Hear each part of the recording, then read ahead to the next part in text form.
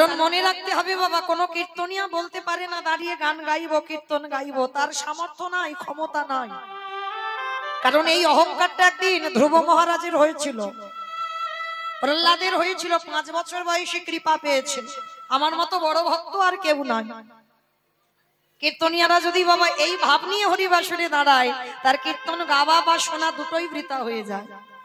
তা যেদিন ধ্রুব মহারাজ ভগবানের কাছে বলেছিল, প্রভু আমি 5 বছরে কৃপা পেয়েছি, আমার মতো বড় ভক্ত আর কেউ নেই, তো বৈকুণ্ঠপতি নারায়ণের একটু অভিমান হলো, ধ্রুব 5 বছরে কৃপা পেয়েছে বলে তোমার বড় অহংকার, তাই না? তবে আজ আমি তোমাকে একটা জিনিস দেখাবো। কি দেখিয়েছিল জানো?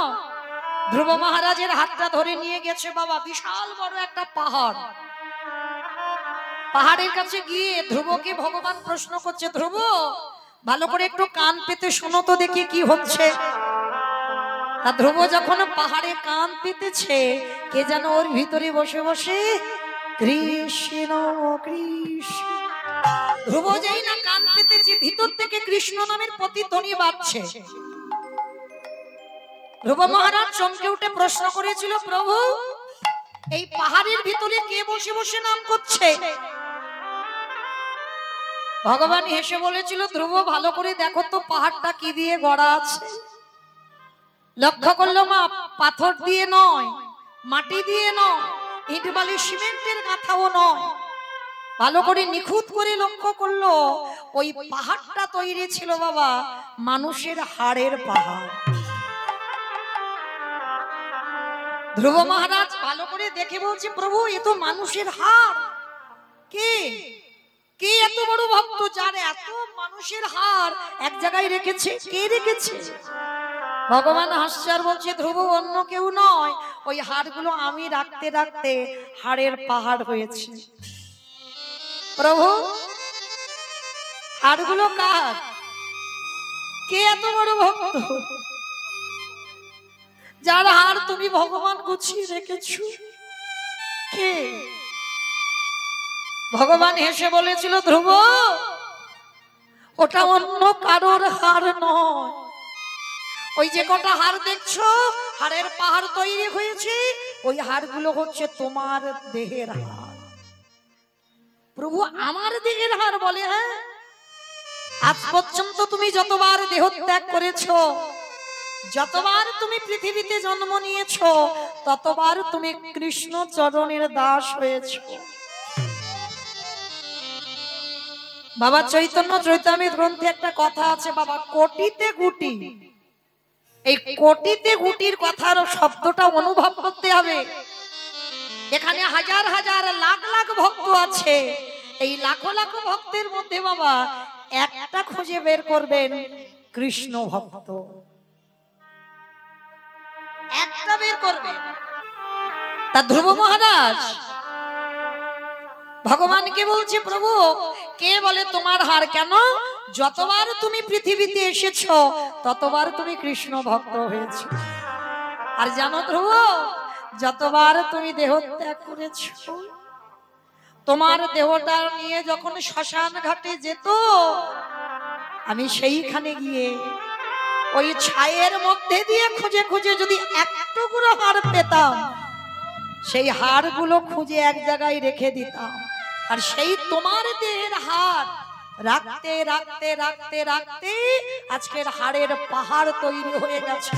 নিতাই গৌর প্রেমানন্দে হরি বল। ধ্রুব 5 বছরে তুমি কৃপা পেতে না, যদি তোমার পূর্ব জন্মের সুকৃতির ফলটা না থাকে।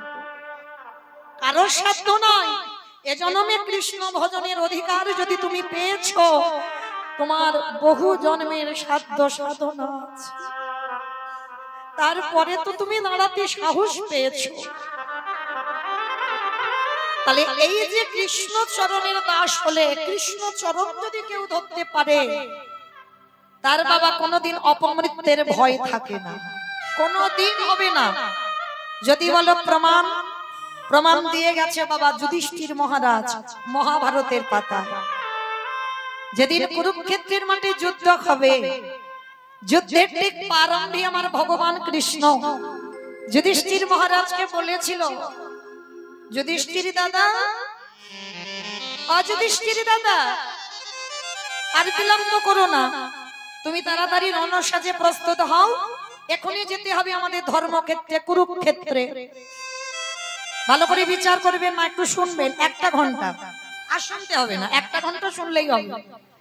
তো এই যে বাবা, যেখানে রক্তের বন্যা বইল, যারা গীতায় ভাগবত জ্ঞানী, গীতার প্রথম শ্লোক তো বাবা ধর্মক্ষেত্র কুরুক্ষেত্র সমাবেত যুযুৎস মামকে পণ্ডবশ্যই কিং কুর্বত এইসব। তাহলে এই যে বাবা প্রথম শ্লোক ধর্মক্ষেত্র কুরুক্ষেত্র, তাহলে লক্ষ্য করে দেখেন, এই যেখানে রক্তের বন্যা বইল, যেখানে কত মা সন্তান হারালো, যেখানে কত বাবা পুত্র হারালো, কত স্ত্রী তার স্বামী হারালো, তাহলে যেখানে রক্তের বন্যা বয় সে জায়গাটা ধর্মক্ষেত্র কি করে হয়?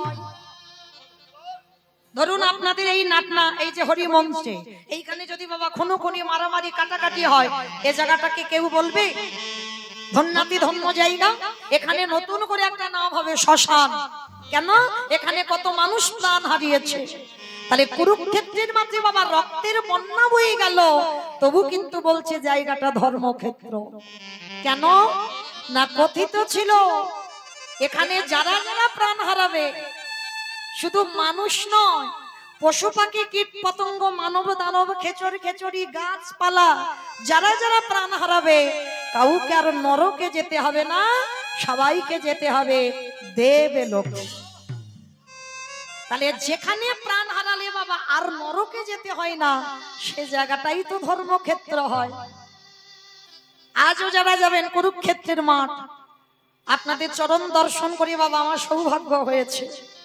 যেখানে ভগবান কৃষ্ণ দাঁড়িয়ে অর্জুনকে যে কথাগুলো বললো, তার থেকেই তো গীতা সৃষ্টি হয়ে গেল।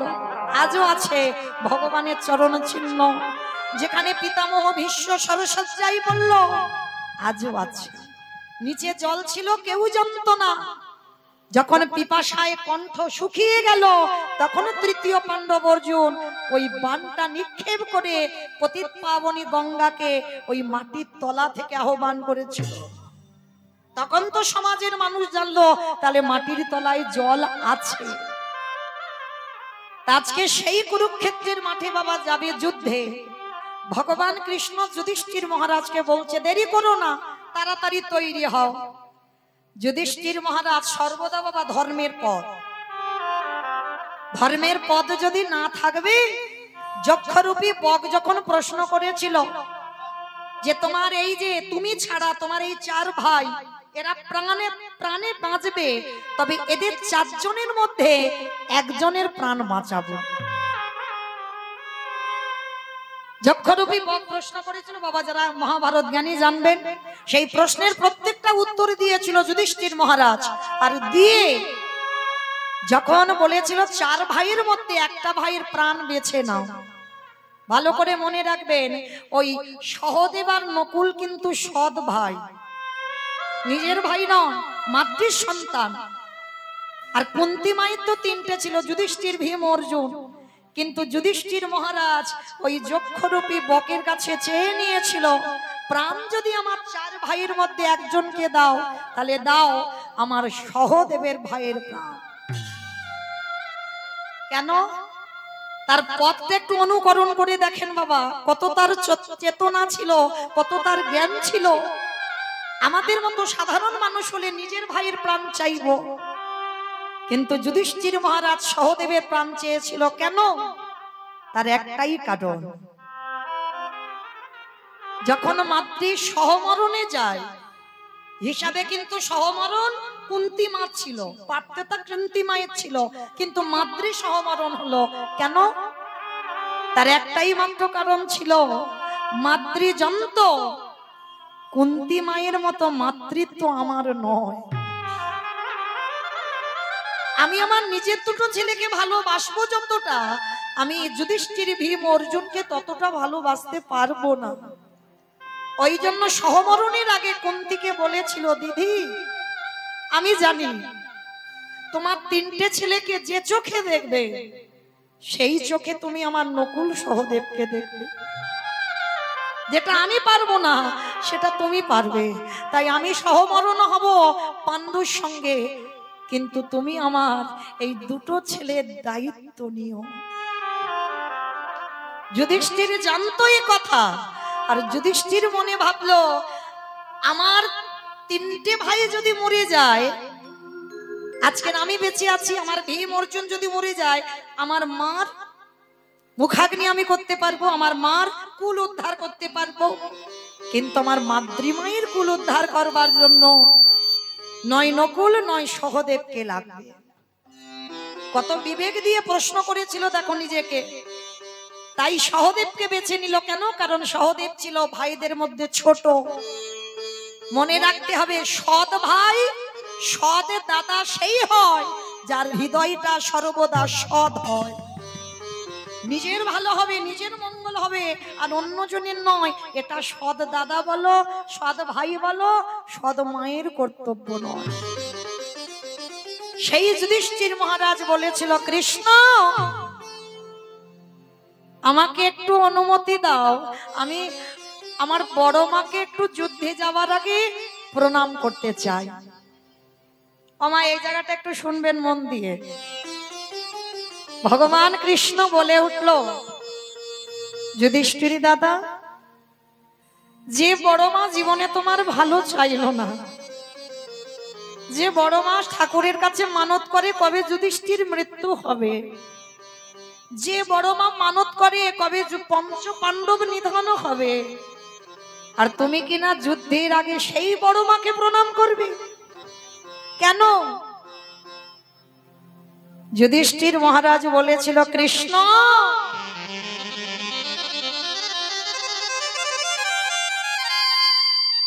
সে তো আমার বড় মা, আমার মায়ের থেকে আমার বড় মার জায়গা আগে। আমার ভয় হয় কৃষ্ণ, আমি যুদ্ধ করে যদি আর কোনোদিন না ফিরি, তাহলে তো আমার বড় মাকে প্রণাম করা হবে না। আর কৃষ্ণ, আমার বড় মা আমার খারাপ চাই, আমি তো বড় মার খারাপ চাই না, নয় আমার বড় মার অমঙ্গল চাইল, কিন্তু সে আমার বড় মা। আমার মায়ের আগে যদি বড় মাকে প্রণাম না করি, তাহলে আমি কোনোদিন যুদ্ধে গিয়ে আমি জয় লাভ করতে পারবো না। কৃষ্ণ নিতাই গৌর প্রেমানন্দে হরি।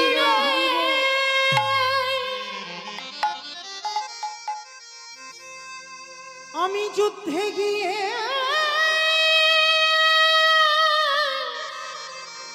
যদি ফিরে না আসি,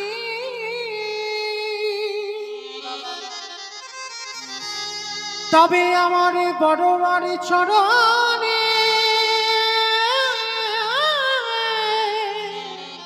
কৃষ্ণ আমারই যে প্রণাম করা হবে না।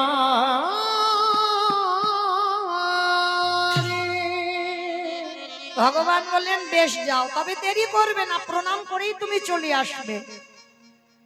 ও মায়েরা, গান্ধারী তখন কোথায় ছিল জানো? সবাই বলে গান্ধারী নাকি কৃষ্ণ ভক্ত নয়। আপনারা কি সবাই বাবা যারা কীর্তন বোঝেন বিশ্বাস করেন যে গান্ধারী কৃষ্ণ ভক্ত নয়? বাইরেটা কঠিন হলে কি হবে, অন্তরটা তো দেখতে হবে। 100টা ছেলে যুদ্ধে যাবে, গান্ধারী ওই কৃষ্ণের প্রতিচ্ছবিটা হাতে করে নিয়েছে। কৃষ্ণ কৃষ্ণ, আমার 99টা ছেলেকে তুই খারাপ করতে পারতিস, আমার 99টা ছেলেকে তুই অধর্মী করতে পারতিস, পারলি না। আমার একটা ছেলেকে আমার কৃষ্ণ ভক্ত করে দিতি, বল না, পারলি না আমার একটা ছেলেকে কৃষ্ণ ভক্ত করতে? কৃষ্ণ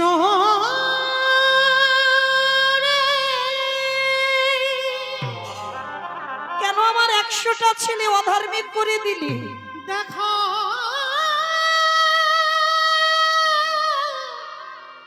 দেখা দে,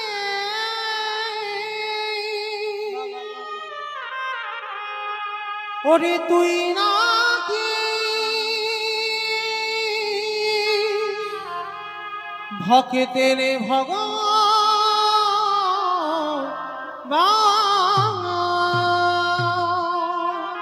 কৃষ্ণের ছবিটা নিয়ে কাঁদছে, আর সেই সময় যুধিষ্ঠির দরজায় এসেছে প্রণাম করবে বড় মাকে।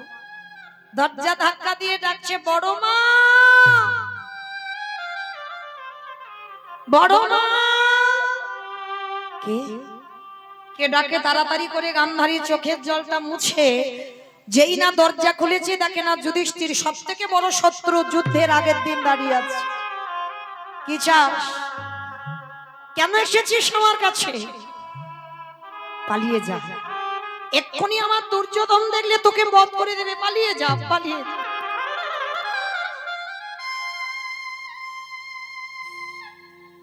বড় মা, দুর্যোধন আমার এখন মারবে না। কেন জানো? আমি এখন তার শত্রু হইনি গো। ওরা মাঠে নামবে 100 জন, আমরা নামবো 5 জন। যখন যুদ্ধক্ষেত্রে দাঁড়াবো তখন তোমরা দুপক্ষ শত্রু হব। এখন আমরা শত্রু নয় বড় মা, এখন আমি ওদের দাদাই আছি। আমরা ভাই ভাই। কি চাস? কেন এসেছিস আমার কাছে? বড় মা, জীবনে তো তুমি কোনোদিন আমার ভালো চাওনি, আমি জানি।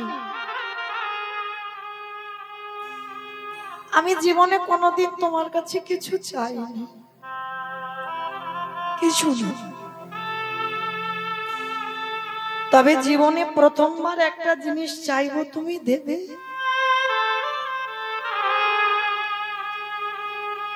কি চাস? না, ওরকম করে বললে হবে না, আগে মাথা ছুঁয়ে বলো। যা চাইবো তুমি দেবে। বেশ, জীবনে যখন কিছু দিইনি, আজকে দেব। বল কি চাস? গান্ধারী মা ত্রিসত্য অঙ্গীকারী আবদ্ধ হয়ে গেল। যুধিষ্ঠির মহারাজ কেঁদে বলেছিল, ওগো বড়,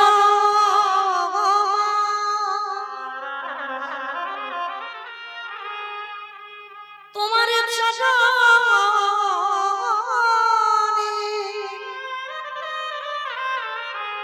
তোমার চরণে আমার একটাই নিবেদন, তুমি একবার আমার মাথায় হাত দিয়ে আশীর্বাদ দাও, যেন কালকের যুদ্ধে গিয়ে তোমার যুধিষ্ঠির মৃত্যু হয়ে যায়। চুপ কর, বলিস না, বলিস না। তুই এমন করে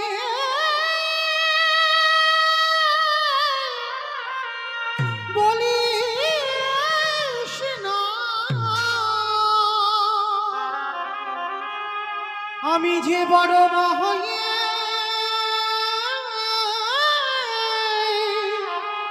সহিতে পারিব না। গান্ধারী যুধিষ্ঠিরকে বুকে নিয়ে বলল, ওরে খোকা রে, যে বড় মা জীবনে তোরে ভালো চাইল না, যে বড় মা ঠাকুরের কাছে মানদ করে কবে তোর মৃত্যু হবে, সেই বড় মা জীবনে প্রথমবারে তোরে করিলাম আশীর্বাদ। ওরে যথা ধর্ম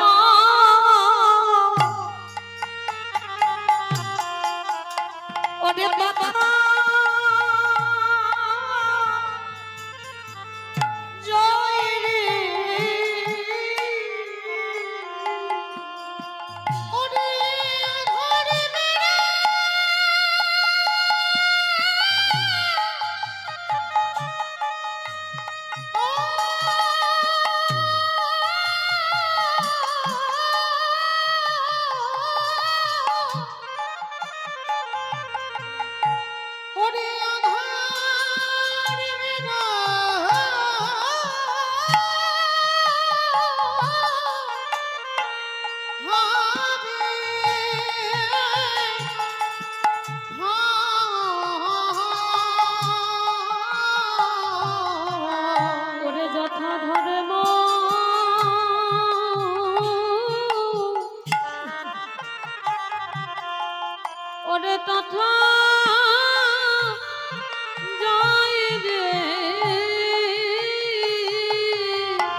ওরে যে পক্ষে আমার কৃষ্ণ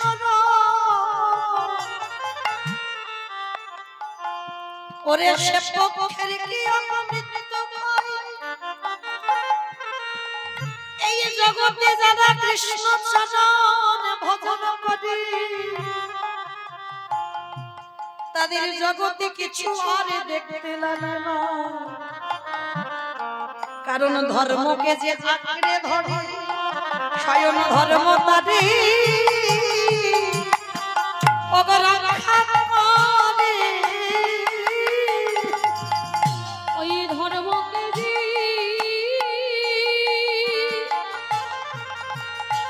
আঁকড়ে ধরে স্বয়ং ধর্ম তারে রক্ষা করে খোকা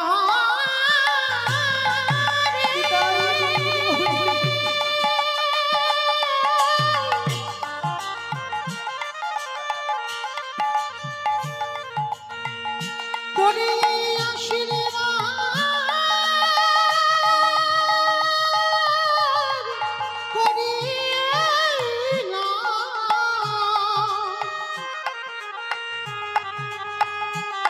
ওরে যুদ্ধে গিয়ে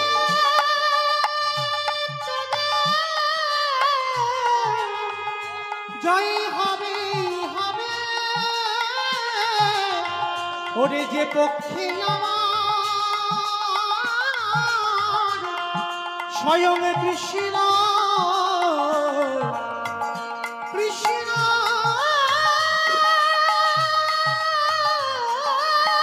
থাকে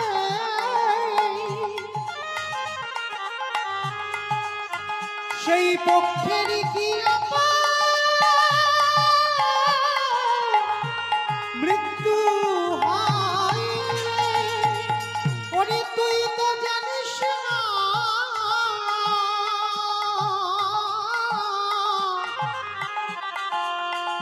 ও যে ভক্ত বড় ভালো বড় ভালো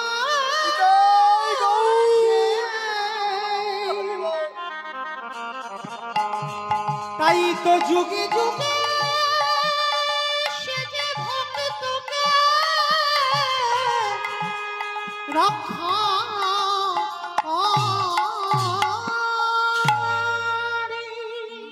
গাম্ধারী মা বলল কৃষ্ণকে যে যে আশ্রয় করে রেখেছে তাদের কোনোদিন অপমৃত্যু হবে না ও যে শেষে জয়ী হয়ে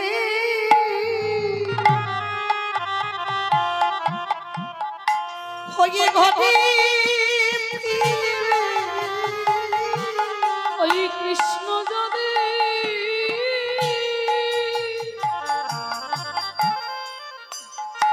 যাদের সঙ্গে থাকে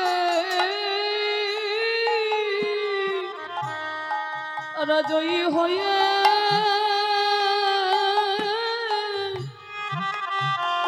ঘরে ফিরবে এই জগৎ সংসার মাঝে এই বিষয়ে বাসনায় দেখো আরে যদি মনটাকে গোবিন্দ চরণে রেখে ভজন করা যায় সে যে অচিরে কৃষ্ণ প্রাপ্তি একবারে মনে দিয়ে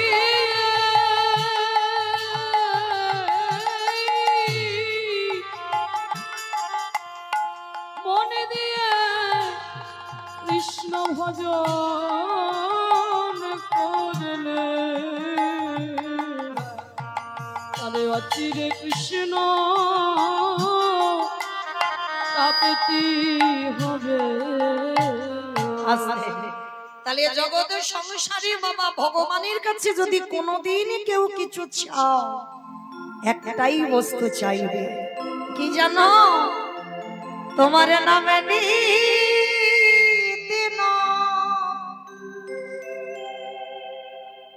নয়ন ঝাল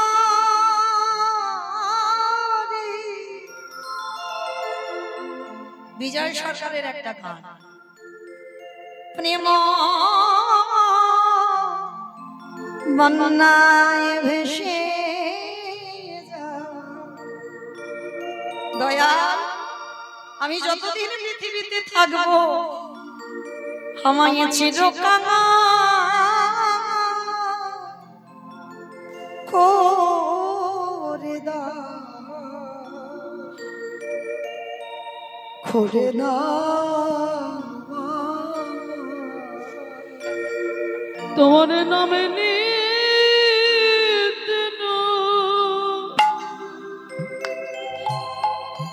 নয়ন ঝরে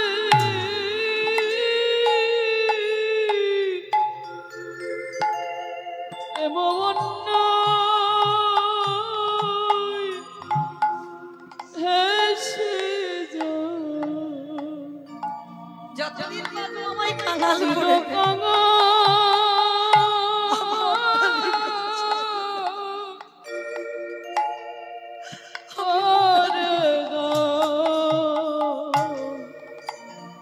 করে দাও।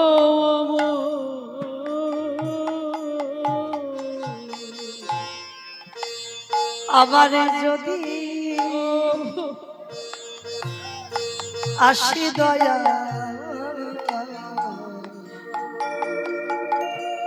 এ ভব সংসারে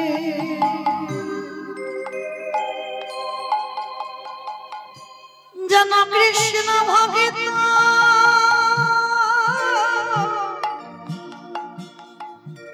মায়ের গর্ভে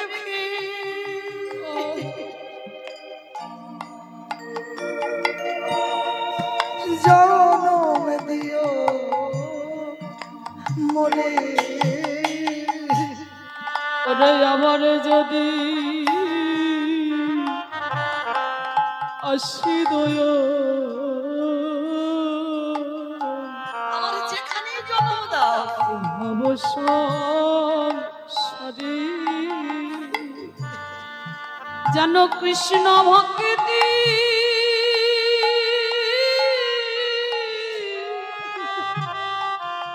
মায়ের গর্ভে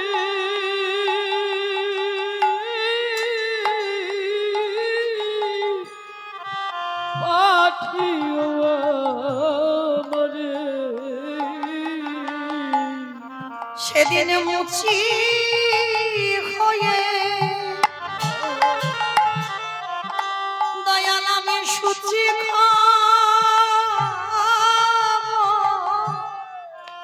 সেদিন মুচি হয়ে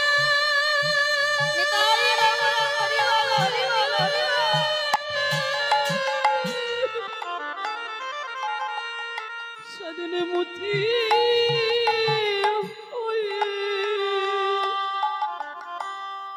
আমি সুচি হব। আমার মনে যদি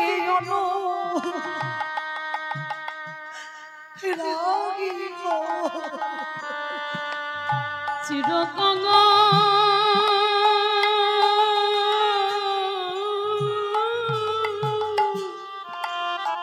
করে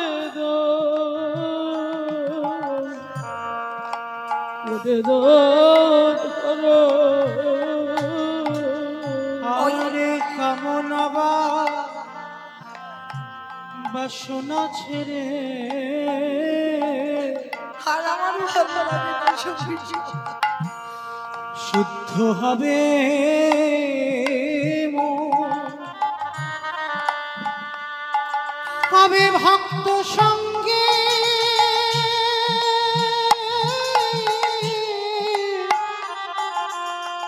প্রেমে তরঙ্গে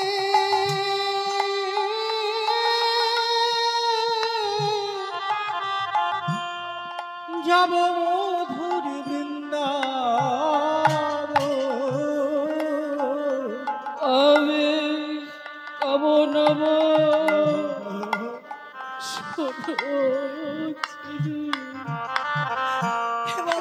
শুদ্ধ হবে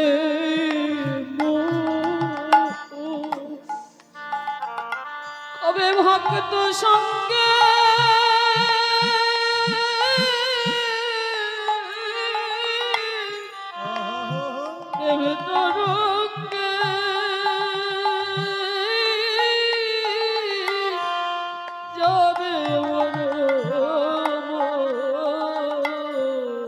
ব্রজ গোপী সঙ্গে মিশে তবে ব্রজ গোপী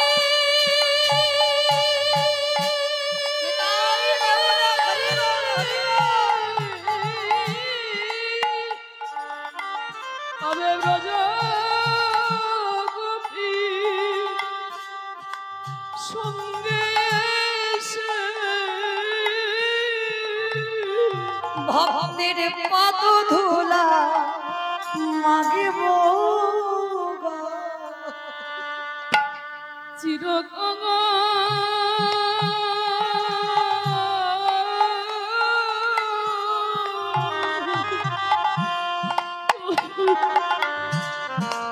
করে দাও ধরা দয়ালে গুরু গো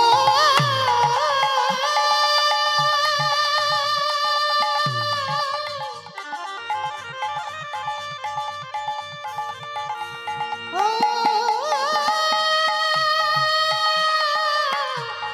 গুরু গো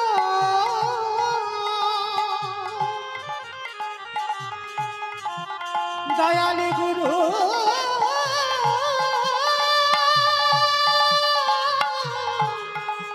গুরু নিতাই গৌর প্রেমানন্দে হরিব।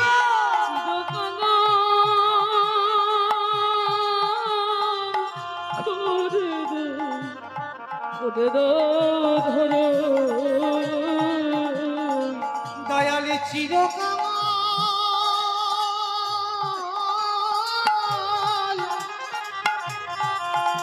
করে দাও করে দাও